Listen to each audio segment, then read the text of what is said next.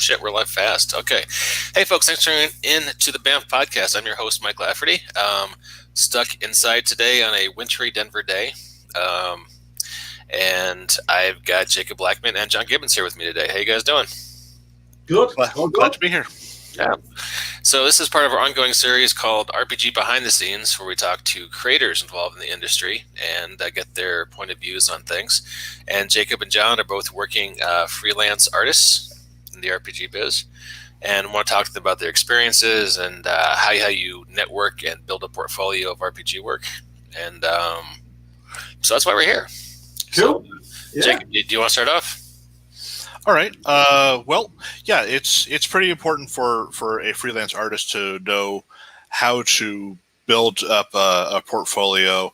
It's a simple matter as getting a DeviantART or other art site, and once you've established that, it gives you a place where you can direct interested parties to see your art.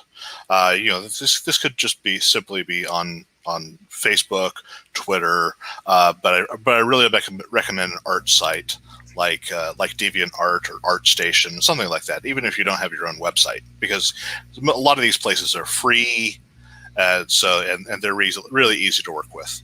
Yeah, I think you're on DeviantArt, John. I think you're on ArtStation, right?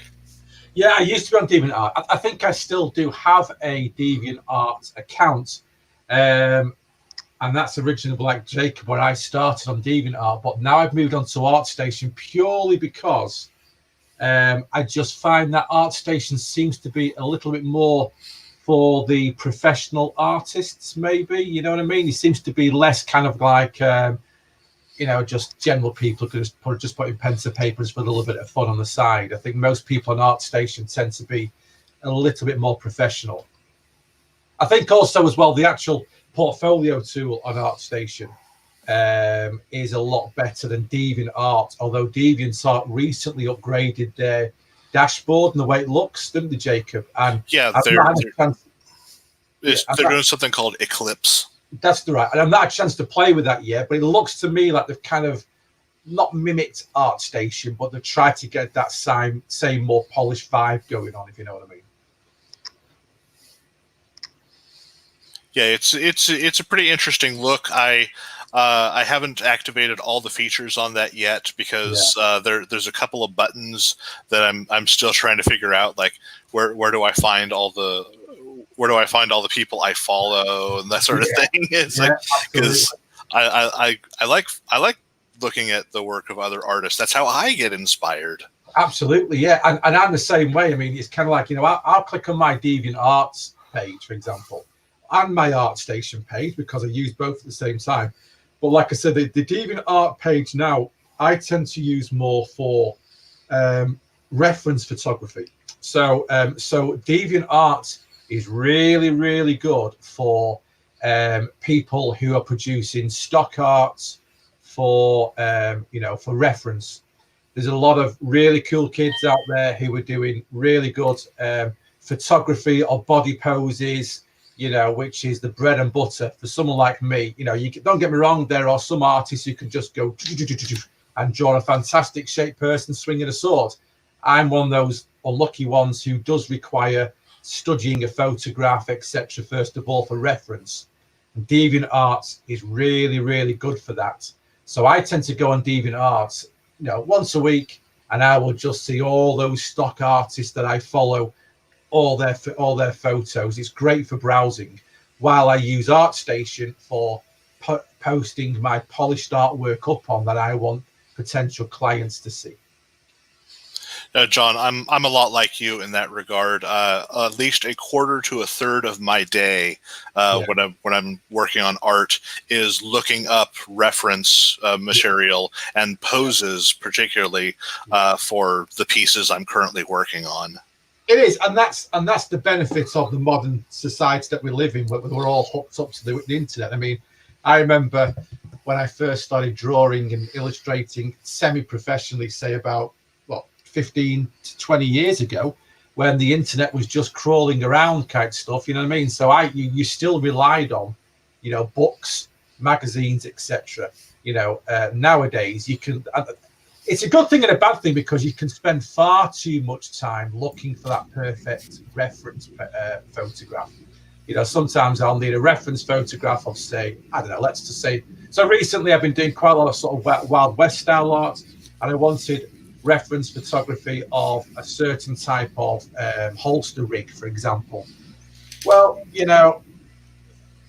before you know it, you've spent 3-4 hours, surfing the web, downloading hundreds upon hundreds of cool looking holsters before you finally go, right, stop. That's what I've got to go for. I'm going to keep with that. Yeah. But yeah, once these sites are really great for that, and once you've got yourself established on these sites, and you can use them for the resources they have, and it's just excellent. And from there, like we were talking about, getting your resume built up. Once you got your portfolio and all set, that's when you want to get yourself out there to the companies, and you have a place for them to look at your art. You then, as an artist, if you're going to be in the industry,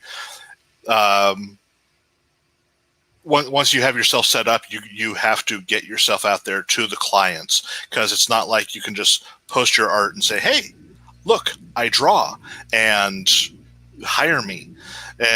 Sometimes that will work, but that'll usually work with people you already know. If you want to start working with other people, you have to make that introduction. You have to send out the email, and trust me, you have to write those emails.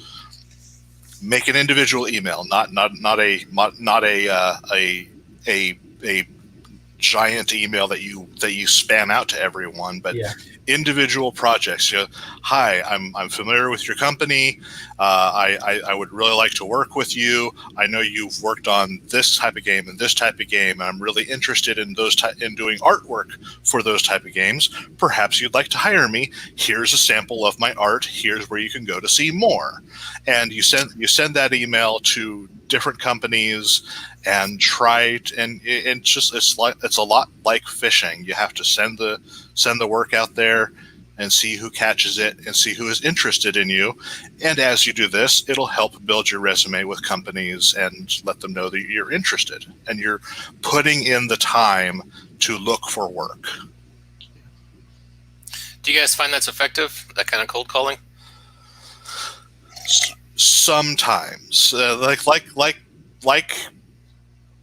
hunting for a job, yes and no. But in the freelance gig, that's what you have to do.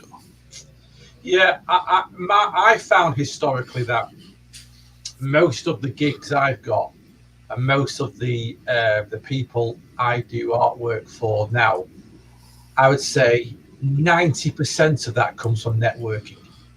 So in the past, when I first started, I did very much what Jacob said, and I would, write the introductory letter and maybe send a couple of samples over.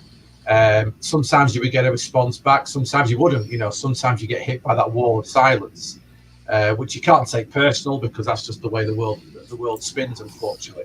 But I've been quite fortunate to have quite a good group of networking people, you included, Mike, obviously, and a lot of my artwork has kind of come from that direction. I think probably the difference is that, and I've said this before, Jacob, I know you've listened to in the past, I know that this is your job, you are a full-time artist, and this is your bread and butter. I would still class myself as kind of like semi-professional because I've got a day job that pays most of my bills, and that's got pluses and downsides. The plus side is obviously I've got the security behind me and the social sort of security in the background. It means from a negative point of view that I'm obviously restricted in the amount of artwork I can create. So it's very, very rare, for example, that I go, oh my God, I've not got a job, because I only can do so many anyway. So maybe I can do, say, 2 or 3 decent images a month, for example. Any more than that, I just could not physically be able to do due to time constraints. And I tend to find that I can get those jobs through the networking circles and the word of mouth, rather than having to cold call and show myself to a new publisher. If anything, I hold back on that, because the last thing I want to do, for example, is contact a well-known publisher and they say, okay, we like what you've got.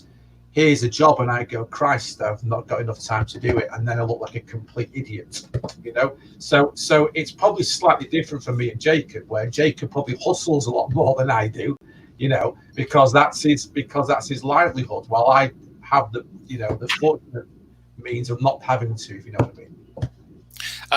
I guess I should, in full transparency, we probably should have started off talking about your guys' resumes just to get listeners familiar. But I met both of you guys over 10 years ago on the Atomic Think Tank, and I contacted both of you because I saw art threads. And I was like, hey, come work with me at Vigilance Press, and then later hung up my chick. Yeah, so and that's where this networking things comes from. So at the time, I think I've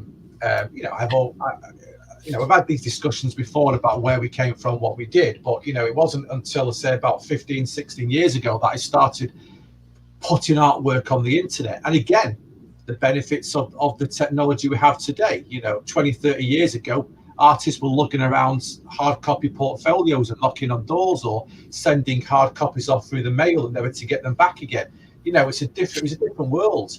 But I had the pleasure of being able to sort of go onto forums of following role-playing games that I liked, or genres, and going, oh, look at this picture, guys. And I think it was, I can't even really remember the name of the company. I think, was it Big Finger Games? It was a third party publisher anyway, who approached me and said, I like your artwork, do you want to do this? And I was like, okay, so you want to pay me to do some artwork for you? And that's where it started. Then Mike jumped on, and yeah, same as you, Jacob. You get to know certain people, and from them, if you do a good job, and if you are professional in your manner, they will use you again, and then other people will get to know them, or the word of mouth, and that's what networking is all about, and that's where, and I think that's the. If I've got to give a tip to any upcoming artist, it's the positive networking. I know it sounds a bit cliche nowadays, because it sounds a little bit of a. Over here, we call them Americanisms. That's what we call it in the UK. Things like that, networking and all that kind of stuff. You know what I mean? But it's true, isn't it? Just so I'm clear, whenever someone says something that makes them sound like an asshole, we call that. Pretty much. Okay, it's good to know. Just we're on the same page. Yeah. Well, corporatisms are basically nice ways of talking like assholes. Yeah. But absolutely, anything that's related to like big business or towing a line or everyone's got to do this, it's Americanisms. Networking is definitely one of the more important parts, because the word of mouth is really big. Because I was getting very little work when I started in 2007 for Mike Lafferty, and after that I was doing a couple of things here and there, mostly working for Super Genius Games at the time, and then there was a blog that Owen, a video blog that Owen Stevens and when he was alive, Steve Russell were hosting, called the Demi Plane of Gaming, and they discussed some of their favorite artists they like to work with. Right. And they were talking with adventureaweek.com at the time, and everyone on there mentioned who different artists they like to work with. Matisse Laurento, and there were a couple others. This was back in 2012. I can't remember everyone, but Owen Stevens mentioned me, and the day after that podcast premiered, I had 5 companies who I'd never worked with before suddenly come after me. Well, that's it. And that's when my career blew up. I guess we should probably clarify. Owen Stevens is kind of a legendary figure in the RPG industry, and you're lucky enough to be one of his high school pals, right? I didn't know him in high school. my roommates knew him in high school. I know him through them. Okay. So it helps to know people. Yes, it It does. certainly does. It certainly does. And you know what? Ultimately, when you're talking about it, there's no difference between an artistic career and any other career in the world. And anyone will tell you it's networking, which you need to do to find a good job. Yeah. Now, Jacob, I don't think, John, you don't really go to conventions anymore, right? There's not that many conventions to go to tell the truth over the UK. We only have the big one down south, which has been run through Modifius. There's not really kind of like good-sized gaming conventions, especially not ones that have got artist alleys or anything like that in the UK. You guys are spoilt over there. Yeah, from what I understand, the majority of game conventions that happen in the UK are very Warhammer based. Yeah, but a lot of the board game tabletop conventions. The latest thing is kind of like cosplay conventions, which I think we've got over from you guys and from Asia. So that's becoming quite big, sort of Comic-Con conventions. But most conventions that you get in local cities tend to be small key affairs organised maybe by a local gaming shop. Not the kind of place where you're going to want to go to peddle your wares to potentially get jobs through a publisher. You might get some private commissions from some guys who want you to paint their characters or something like that, but you're not really going to make contact with any kind of publishers. Well, we can only hope, considering PAX has recently opened up some cons in Australia. Maybe they'll maybe they'll open some cons in the UK. Well, if there's money to be made, I'm sure they will. Well, there was Gen Con UK back in the 90s during the D20 boom. But that's been gone for a while. So is it true that you need to go to lots of conventions and drink with lots of publishers to get work, Jacob? Or is that a falsehood? That's a falsehood. You do want to socialize, and a lot of socializing does happen in bars. But I've made it apparent that the bar scene is not my thing. I will hang out in restaurants any day. So usually at Gen Con, if you want to socialize me, I'll go to the Ram. I'll go to any of the great the big restaurants that are around there. But I'm not really a bar guy. I don't drink. Any of the various fine dining establishments around downtown Indianapolis? There are many fine dining establishments. Yeah, the Steak and Shake downtown.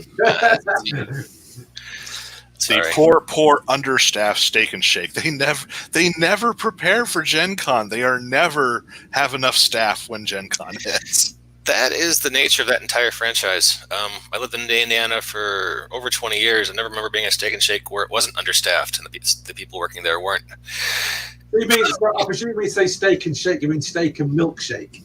Yeah. Yes, that is correct. Okay, well that seems quite an odd sort of concoction. It's steak burgers with milkshakes. It's a classic 50s meal. It's not actual. It's not like beef steaks and milkshakes. It's steak burgers. You've read Archie comics, right, John? Yeah. You know the diner scene where there's a restaurant with black and white tile floor and there's lots of booths and people eating? Yeah. All right, that's this. Ah, right, okay. Yeah, just like that. We have diners, and the latest things come over here are kind of like these dessert places that serve all kinds of bizarre ice creams and sundaes and all this kind of stuff, and they're kind of made out like American diners. So that's quite a big thing that's come over the past sort of few years in the UK, but Steak and Shake hasn't quite hit it here yet. It's a very Midwestern chain. It hasn't even gotten this far west. Well, there's one in Colorado. Right. Okay.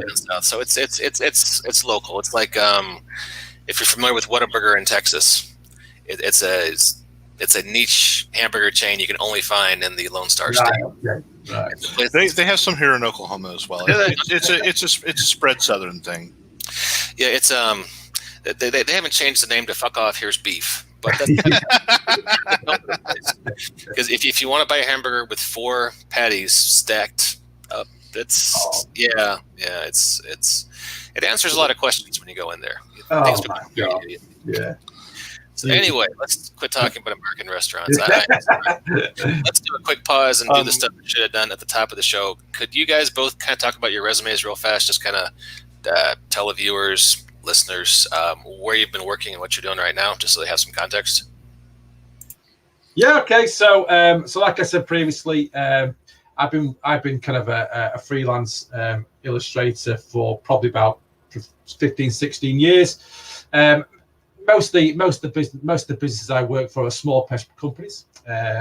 I tend to, like we've talked about previously, none of the big names so far have approached me because they won't do, and because I don't approach them, it's probably not going to happen, right? Okay, so, but to say the truth is, at a moment in time, I don't need to happen. I'm happy to work for the small publishers and forge a really good relationship with them. So I've worked with Faintigo Games, Vigilance Press is quite a big one. I've also done quite a lot of my own personal projects. So again, I probably have the luxury over someone who's got to be in it completely to make a living, of being able to go, you know what? Yeah, I'm going to spend the next 3 months doing something I want to do for my own project. So over the past kind of like 5-6 years, I've been able to do projects such as Extreme Earth, which I did with Mike and Faintigo Games. Currently, we're going through the process of doing the After, which is this post-apocalyptic Wild Westy type sort of theme game, which I'm doing the artwork for. And then already in the back of my mind, I've got another couple of personal projects I'm thinking about potentially for next year. So yeah, that's it really. I probably self-publish more of my own artwork rather than to make money, rather than relying on publishers to pay me for doing artwork for them. Wow. All right.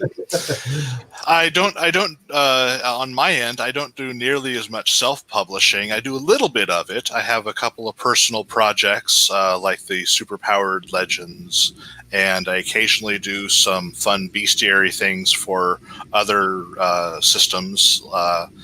Superpowered Legends is my own personal project that I produce for as a third-party supplement for Mutants and Masterminds, which is published by Green Ronin.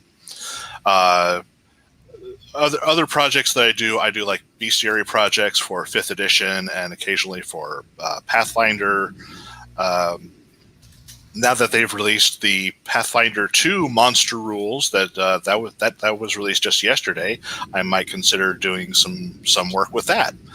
But otherwise, that's some of my writing stuff. Otherwise, most of my stuff is art, or is illustrating.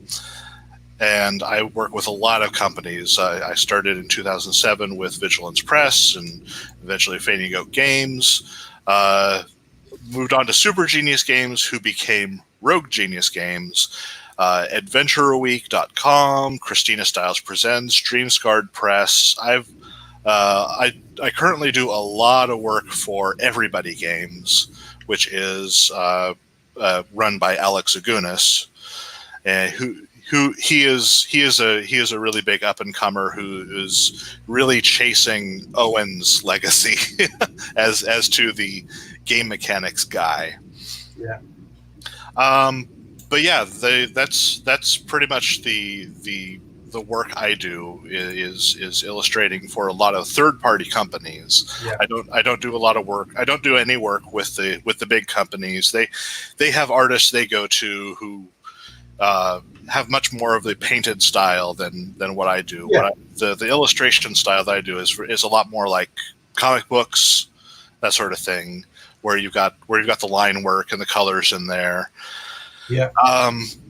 Whereas a lot of the big companies like the realistic sort of painted style, and that's just not something I do, and it has hindered me in the companies that I can work with, because I've been told flat out by companies that I'd like to work with, like Legendary Games and Kobold Press, that they just won't hire me because the type of art that I do is not the art that they want.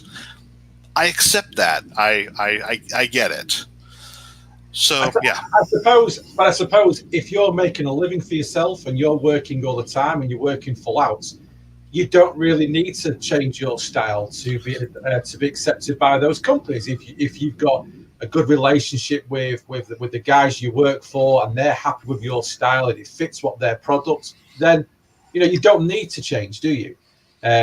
I think from my point of view, because I probably have a little bit more luxury on being able to do what I want a bit more, by the sounds of it, Jacob, I can probably practice other styles a little bit more than you can. So, for example, yeah, I've done comic style artwork, a lot of line work and cell shading, and then developed that into more painted style. Lately, I've been doing kind of quite almost like concept art style work. You know what I mean? So, Okay.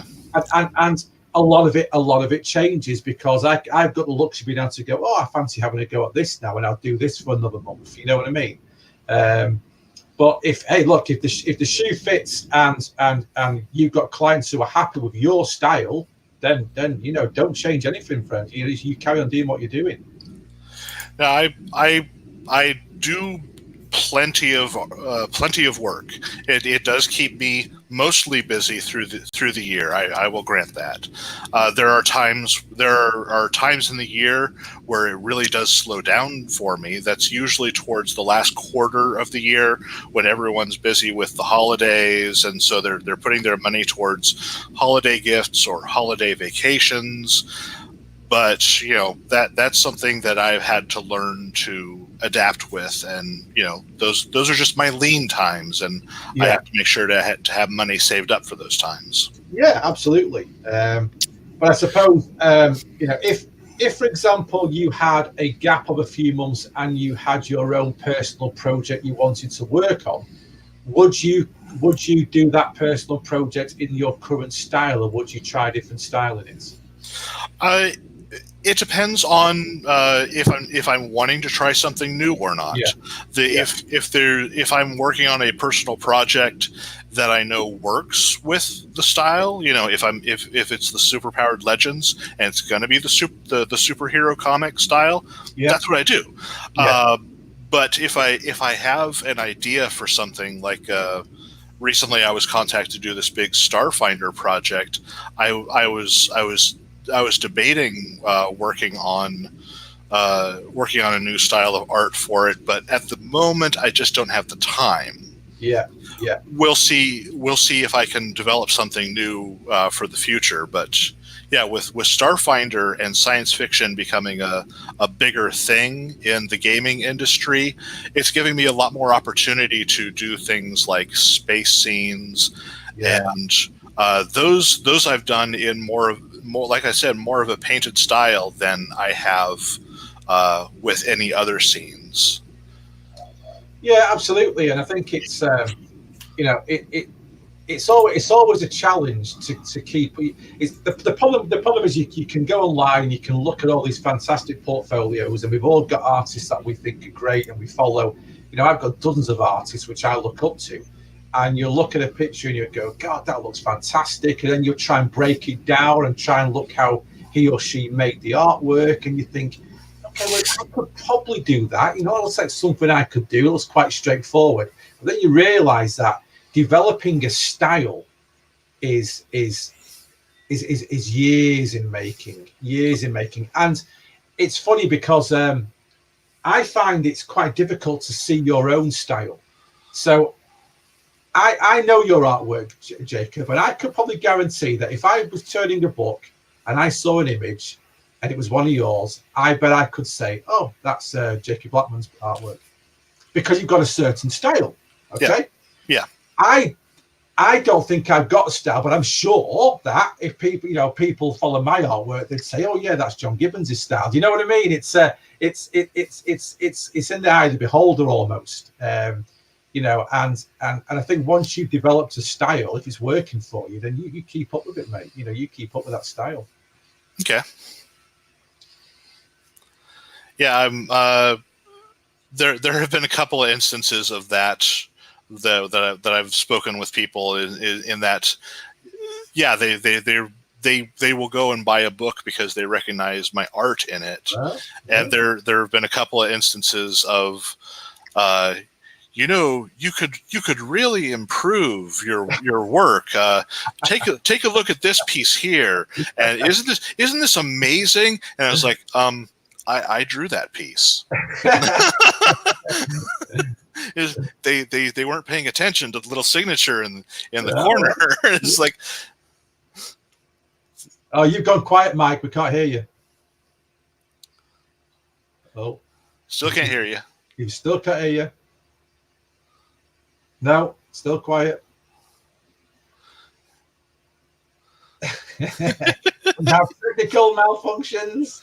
Apparently, the BAMF is having technical malfunctions. Yeah, absolutely. Yeah, it's funny, isn't it? Because you do. But I find it quite fun to try and change style and try and sort of emulate an image. And I think sometimes what I'll do is I'll come across an image from someone I really like, and it might be the color scheme, it might be check.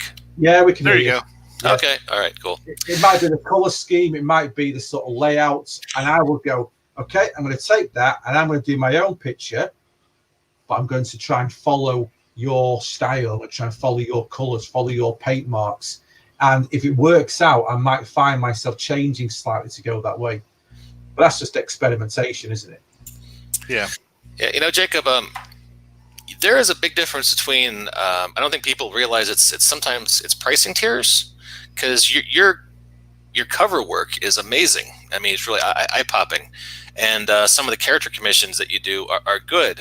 Don't get me wrong, but it's a different level when you're stepping it up to the the platinum package you do for a cover commission. And that's why I have a difference between my a full page illustration and a cover piece pricing tier, because if you want the amazing level of art I can do, the absolute best, I'm going to have to charge you for it, because that stuff takes a while. I'm known as being a fast artist, but I can only be so fast when I'm putting those extra details in.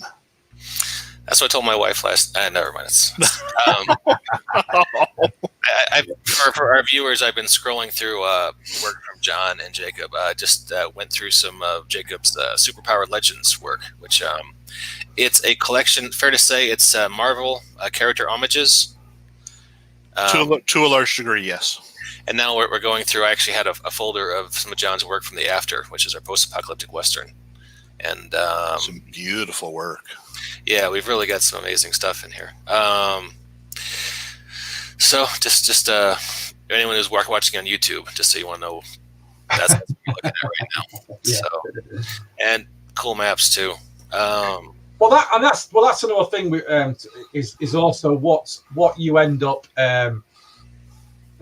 creating for different publishers, and that, from my point of view, comes out of the woodwork. So, for example, there's a UK-based company called Stygian Press, which is they do Call of Cthulhu supplements and books. They've got a really big following, and I've lately been doing quite a lot of map work for them. And maps is something, cartography is something I always played with as a GM, as a gamer, And again, I just did it, I think, in one of my free periods of time. I just basically created a lovely looking city map, threw it up on my portfolio and threw it up onto Facebook. And from that, I started getting inquiries for cartography work. Now, chances are, if I was stuck in a situation where, I was drawing the same things day in, day out for publishers, I would never have got a chance to create that artwork or that cartography artwork and put it on the web for people to contact me about. So sometimes it is kind of like a catch-22 situation where I do think as an artist, you sometimes have to step back a little bit and go, okay, it might mean I've got a lean period, but I'm going to try something different and throw it out there and see. Because to tell the truth is, there was a period about 12 months ago where, I was getting back-to-back commissions every month just for map work. And it was making good money as well. People are willing to pay good money for highly detailed maps. It was getting to the stage where I was contemplating, is this what I'm going to do all the time? But when you're spending hours upon hours drawing little tiny buildings, it soon gets a little bit mind-numbing. So, it's on my repertoire of things I can do, but it's not something I can do full time. Well, maps can be hard to find, especially people who can do them quickly and do them well. Yeah. And there's a lot of guys out there who can do what I call portfolio poses of characters, but some of the more detailed stuff. I had a guy I was working with for a while. He could do superhero characters, but only in spandex. If you said, "Hey, I want a guy riding a motorcycle wearing a pair of jeans," I can't do that. I'm sorry. I can only draw guys in span.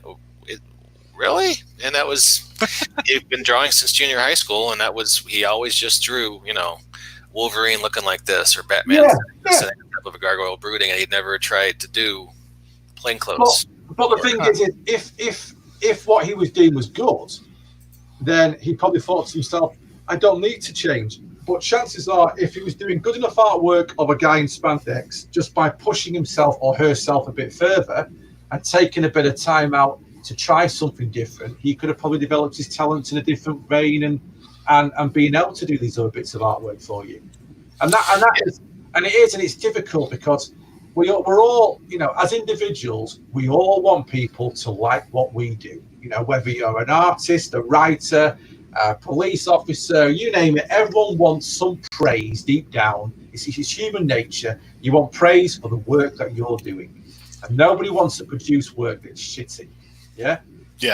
And it's kind of like, and sometimes you're scared, you're terrified of trying something different in case it doesn't look as good, and you're terrified of putting it out there in case people go, "Oh my God, look at the state of that. I'm not going to hire that guy again." So I can understand where the guy probably came from, but sometimes you do need to get out of your comfort zone a little bit. Yeah, speaking of which, I've been meaning to do a little more cartography work because I noticed that's something that's a little more in demand. And I think it would be a great way to branch out and expand my portfolio. It would be to have some cartography under my belt. I think so, and also, Jacob, because your style tends to be a lot of prominent line work. So your style is very much that comic book style where you've got line work and color over the top of the line work. A lot of cartography, especially of things like your typical dungeons or cities or towns, they merge very well with that style. Mm-hmm. So, I would have thought you should have been quite easy to be able to sort of move over and get into that. Excellent.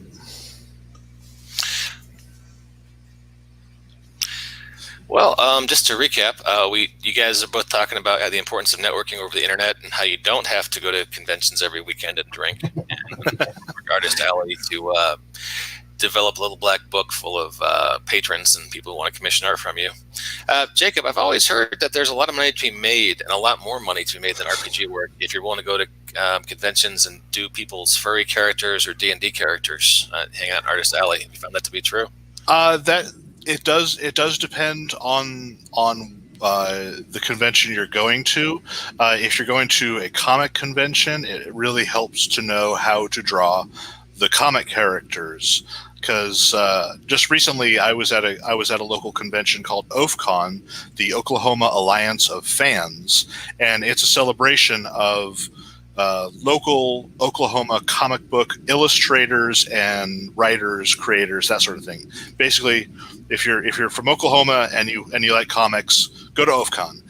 And I started doing sketch covers there, as opposed to my own original art, and everyone took notice. I made a lot of money doing sketch covers. So yeah, always be aware of what kind of con you're going to, and be prepared to cater to that particular con's genre. So this is something that helps in branching out with artists is having a multitude of different styles that you can work with. So, if you can draw My Little Pony characters, go to a pony con, and people have their own pony characters that they have created personally for whether it's a role-playing game or just their fan stories or whatever, but they want to see art of their personal pony character. Go to a pony con, draw their characters for them. You'll get money. Go to a furry con. People have personas. Draw those characters. They will love you for it. Cultivate your work in different styles and personalize it for cons you go to. I find even the words you're coming out with very bizarre. It was like, when you talk about personas. I mean, is that like someone who's got? I mean, I don't understand that. I don't know what all that's about. Okay, a persona is basically an original character that someone has created that they adopt.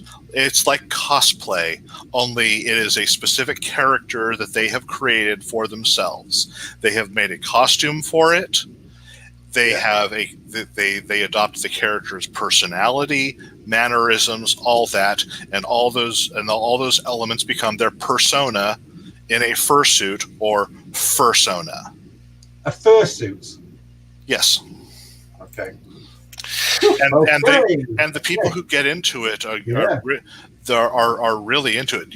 They will spend thousands of dollars on these outfits, and some of them are beautiful and amazing. I've seen people who come to even the small local conventions that we have here in Norman, Oklahoma, and like there are these two people who come in their personas, and they're like owl griffin people, and they've got these owl heads with lion claws, and their costumes are amazing, and they don't speak, they just chirp and hoot, and because while they're in the costume they have taken on their persona.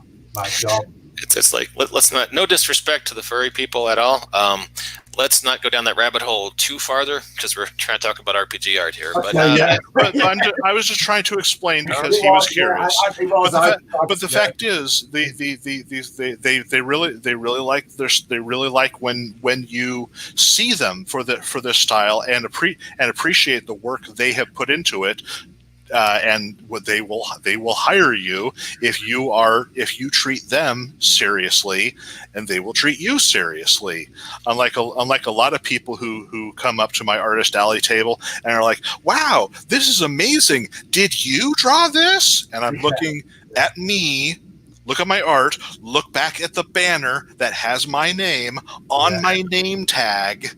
It's like, yes, I drew this. This is my job. Well, like I say, I mean, conventions are a good place to network, I suppose, and ultimately, if you're in the business to create artwork, that's where you're going to go. And if you can make a living from doing artwork for particular, conventions of various different caliber of individuals and what they find as pleasing for themselves, so be it. I mean, I know there's a huge market out there for the kind of like, big eyes, small mouth kind of artwork. There's also the more sort of erotic artwork. I mean, there's a huge market for that. And I've been asked, I've had emails from people saying, can you do this cover, and it's quite sort of erotic artwork? And it's like, well, yeah, I could do it, but and I don't say no because I've got any kind of like viewpoint about that it's wrong. It's just not my bag, and it's there to be made, and it's an area which people can move into. There's lots. The freelance art world is vast in the genres and the style of art and who you can do work for.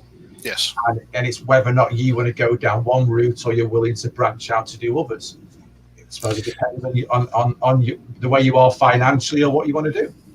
Well, and that's their customers. At the end of the day, it's dealing with customers like dealing with publishers. Just be respectful and professional. Yeah, absolutely. Yeah. And I guess that's maybe another topic for another podcast is dealing with customers, dealing with publishers, knowing, hey, this is what I want to cultivate. Or maybe I was talking to someone yesterday. Sometimes you have to fire a client, this relationship's gone far enough, and it's costing me more time and money to deal with your eccentricities than I'm bringing in profit. And so it does. And I think talking about the way we talk about clients and the relationship is, I think from when I first started, one of the key things you've got to do as an upcoming artist is you cannot let somebody down. Even if it's literally your first few jobs and you're working for peanuts, if you're on a forum and some guy there says, can you do 2 black and white headshot pieces for me for my upcoming third-party book, I'm going to pay you $10 a piece. If you accept the job, you've got to follow the job through, because if you don't, you're not going to work with him again, and your name will go out from him to somebody else, and having a good relationship and a good work ethic is vital. Don't get me wrong. There's times, like any job, where there might be family crises or things might come around, which means you might be delayed. You might not hit that deadline, in which case you go to the publisher and you say, sorry, something's come up. Can I have an extension of a week, or can I have an extension of 2 weeks? You know what I mean? And they're either going to say yes or they're going to say no. If they turn around and say no, that's it, I want it now, then you do your best and don't work for that publisher again. That's my thoughts. But it's sometimes the real life gets in the way. But you just got to realize that what you're doing is no longer just a hobby. You're actually doing a paid service to someone where they're willing to stick their hand in their wallet and pay you for. And you've got to do it. You've got to do it. And that can be difficult, for especially a young person who's just coming into the market and he's just trying to get their foot on the ladder. Absolutely, and that's pretty much how I got my start. Is I would take over projects that other people had decided they didn't want to do anymore because they had procrastinated on it until the very last minute. Yeah. And Owen Stevens knew I drew fast, and because he had personally seen me draw at the gaming table, so he came to me for these projects, and that's how I got my start with Super Genius Games. Yeah. But yeah, I totally agree. Meet your deadlines. If you agree to take a project, do it. Don't slack off. Do the work. Because if you turn in the project on time, or even better yet, before the project is due, your customers will love you all the more, and they will continue to be your customers. Yeah. True.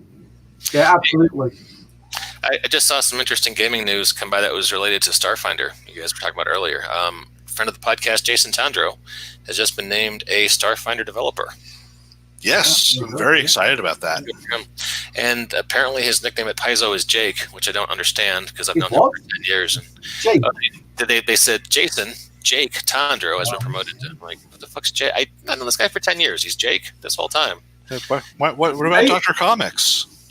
Yeah, that Dr. Thomas was his name. There might be a couple more Jasons that work in the office. Yeah. I had a situation in my last job where there was a couple of Johns, and when I started, they're like, no, we're not calling you John. So everyone called me Johnny. Well, there is Jason Bowman, who's pretty much the lead Pathfinder developer. Fair enough. That might be it then. Let's make sure we hit up on Jason and say, come on, mate, throw some artwork our way. I bet a Starfinder commission would be quite nice, actually. I understand Paizo is a little successful. That's what I've heard. I've never heard of them. Around the office. As I recall, they're currently the number 2 gaming company. Yeah. After WotC. Yeah. But the problem is from, and again, sort of going back to the art discussion we're having, is those big names, they have their stable of artists, don't they? It's almost like the old film producers who have their stable of actors that they would use, and getting into that stable. I don't know whose mistress you've got to shag or whatever. I don't know what it is, but basically, I mean, Paizo has a very specific look. It does. No, they've really stuck with the number of particular artists for each line, because they wanted their lines to be very specific in look. From what I've seen, they try not to use the same artists they're using in Pathfinder as they do with Starfinder, and I can understand that, because sometimes a style will work better for one genre than it does in another. I've been told this myself. A lot of people often criticize my line art when it's used in fantasy products. But since Starfinder came out, and I've been doing a lot of stuff for Starfinder third-party products, the same people who would criticize me for fantasy are loving what I'm doing in sci-fi, because apparently in sci-fi it just looks better. So I'll take it. Sure, I'll take it. If you think my stuff is better cultivated for a science fiction style, sure, I'll do more sci-fi work. But it must be so. When you're talking about companies like Paizo and their style, and their style developed from I believe that one artist. And I forgot his name now. The guy does all the Pathfinder cover work, the main book.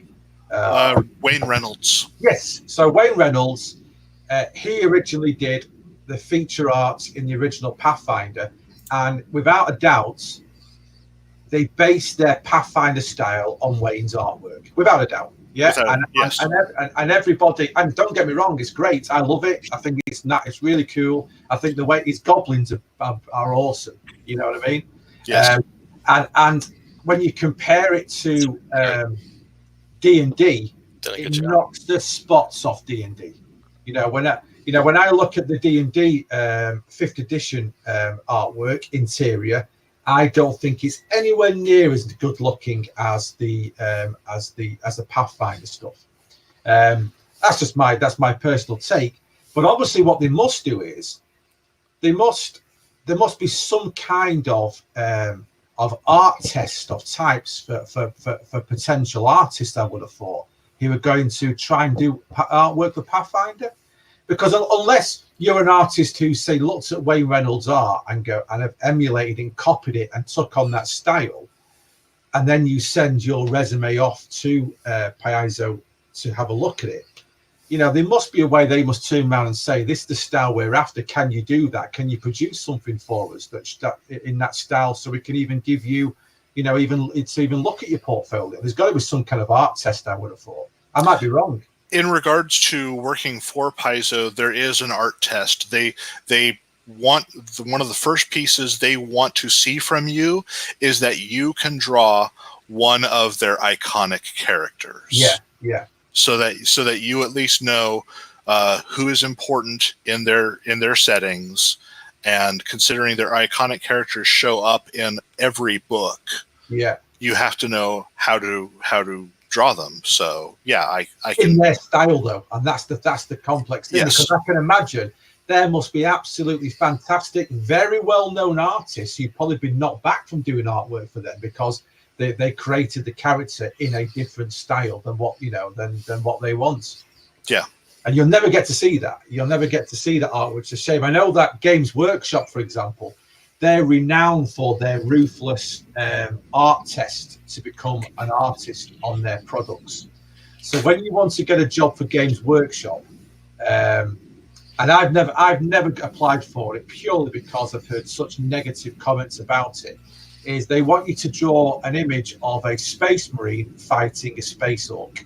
Okay, if you go onto Google and type in Games Workshop art test image, you will see a plethora of Space Marine versus Orc images, and some of them are absolutely stunning. But when you go into the guy's blog or his website, he goes failed art test for Games Workshop, and you're thinking, how's that failed? And then you might see another one that goes, I managed to get through. I've tried 5 years on the bounce and I've got through with this one. You think, what did they see in that they didn't see in the other guys? And it's, I know brilliant artists who are quite well known who have failed to be able to create artwork for Games Workshop because they can't do the art test.